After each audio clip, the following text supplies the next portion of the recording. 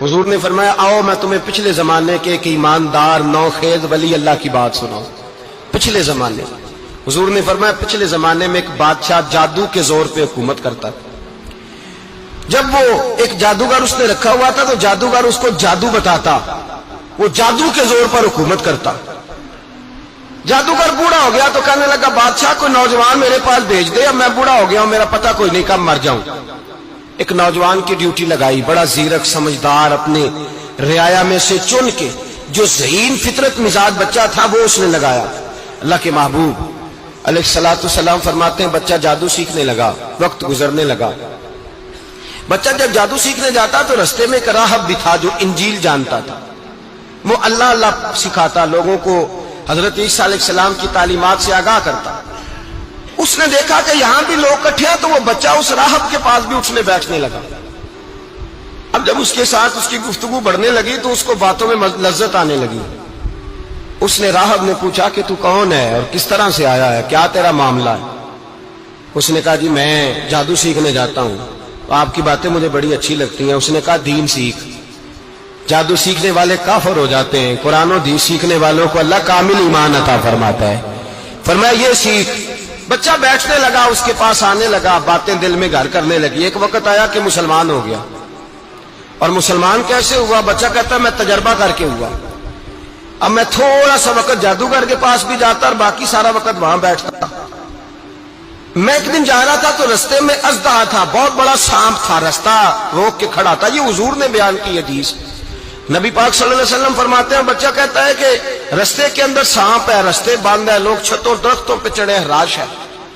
کہتے چھوٹا سا روڑا میں نے اٹھایا تو میں نے کہا اللہ اگر جادوگر سچا ہے تو اسے مار دے. چھوٹا سا روڑا میں نے پھینکا, اژدہا کوئی نہ مرا. پھر چھوٹا روڑا اٹھایا, میں نے کہا اللہ اگر وہ عالم سچا ہے تو اسے مار دے. اب جب میں نے روڑا مارا تو اژدہا مر گیا. میرے اندر سے گواہی آئی نہیں دین کی باتیں سچی ہیں, نہیں قرآن کی باتیں اسلام سمجھانے کے لیے عرض کر رہا ہوں. اگرچہ اس دور میں انجیل تھی, اللہ رسول کی باتیں اچھی ہیں. کہتے میں مسلمان ہو گیا, اب میں نے راہب کے پاس ہی رہنا شروع کر دیا, جادوگر کے پاس چھوڑ دیا. اس بچے نے آنا. بادشاہ پوچھتا کہاں زیادہ وقت گزارتے ہو تو وہ بات گول کر دیتا. وقت تیزی سے بڑھنے لگا. اللہ نے اس نوجوان میں طاقت پیدا کر دی. اب وہ اس کے اندر نا اللہ نے توانائی روحانیت پیدا کر دی. ابھی جوان ہے, 14-15 سال عمر ہے. اللہ نے اب جو بیمار بھی آتا وہ دعا کرتا تو اللہ صحت عطا کر دیتا. جو بھی آتا. بادشاہ کا ایک درباری تھا, بادشاہ کو پنکھا جلتا تھا, وہ اندھا ہو گیا.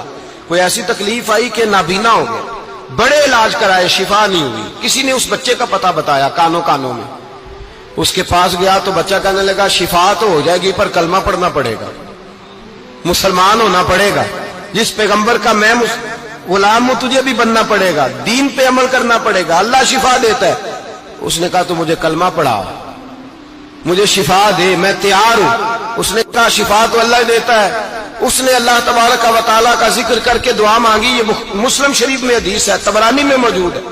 اللہ نے اسے شفا دی, اس نے کلمہ پڑھنا شروع کر دیا. یہاں ایک نقطہ لکھا ہے ہمارے علماء نے, کہتے ہیں جب اللہ ولایت عطا کرتا ہے نا تو یہ سفید بالوں والے کا حصہ نہیں ہوتی. اگر جوانی میں کوئی آدمی توبہ کر کے تصوف کے راستے پہ چلتا ہے تو سب سے زیادہ ولایت اللہ اسے عطا فرماتا ہے, سب سے زیادہ ولایت اس کے پاس ہوتی ہے. ابھی اس کے بال کالے ہیں, چڑھتی جوانی ہے, دعا کی تو اللہ نے, اور حدیث پاک میں موجود ہے کوڑے آتے تو شفا یاب ہو جاتے, اندھے آتے تو شفا یاب, برس والے آتے تو اللہ سے دے. جوان ہے. بادشاہ کے پاس وہ واپس گیا, وہ جو آدمی جس کی آنکھیں ٹھیک ہوئی تھی. بادشاہ نے پوچھا کہ کیسے شفا ملی؟ تو کہنے لگا میرے رب نے شفا دی ہے.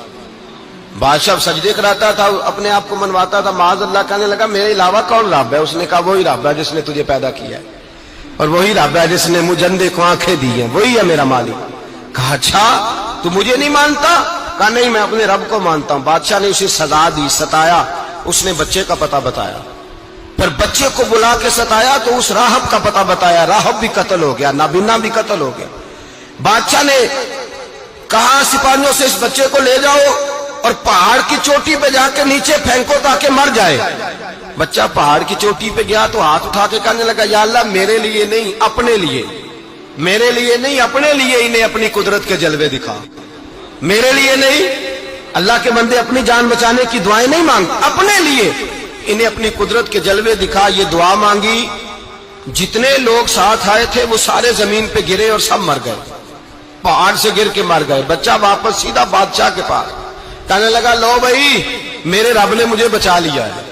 جوان کا ایمان دیکھو, میرے رب نے مجھے, بولو میرے اللہ نے مجھے ایمان کی گواہی دے رہا ہے, میں بچ گیا ہوں, تو جھوٹا ہے, میرا رب سچا ہے.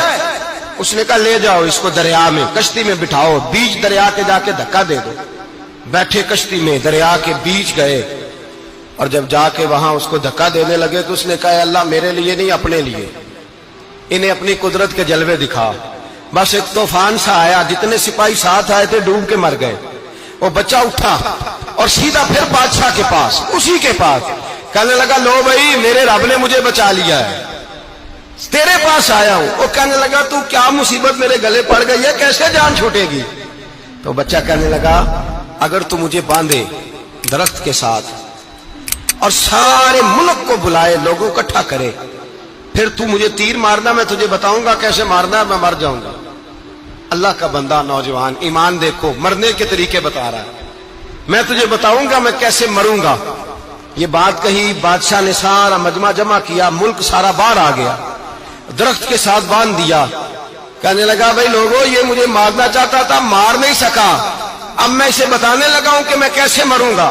اسے کہو جب تیر مارے تو ساتھ میرے رب کا نام بھی لے, میں اپنے رب کے نام پہ جان دوں گا, ایمان کی پختگی میں اللہ کے نام پر جان دوں گا. اسے کہو رب کے نام پہ مارے, مر جاؤں گا. بادشاہ نے اللہ کہہ کے تیر مارا, پیشانی میں لگا, بچے کی روح پرواز کر گئی. جتنا مجمع کھڑا تھا سارا کلمہ پڑھ کے مسلمان ہو گیا, سارے مسلمان ہو گئے سارے. میرے رسول پاک سید عالم صلی اللہ علیہ وسلم نے نوجوانوں کو بتایا جب تمہارے اندر ایمان کی قوت آئے گی تو اللہ تمہاری مدد کرے گا. فرمایا وہ نوخیز ولی تھا, ابھی جوان رانا تھا, ابھی اس کی پیشانی پر جوانی کے آثار تھے, لیکن اس نے اللہ کو راضی کیا, رب کریم کو راضی. ولایت کا مطلب بڑھاپا نہیں, ولایت کا مطلب وہ نہیں کہ جب بڑا لمبا وقت گزر جائے تو پھر آدمی آئے کہ نہیں اب کیا کرنا ہے, اب مسجد ہی ہے, اب تو اس کے علاوہ گزارا ہی کوئی نہیں. تو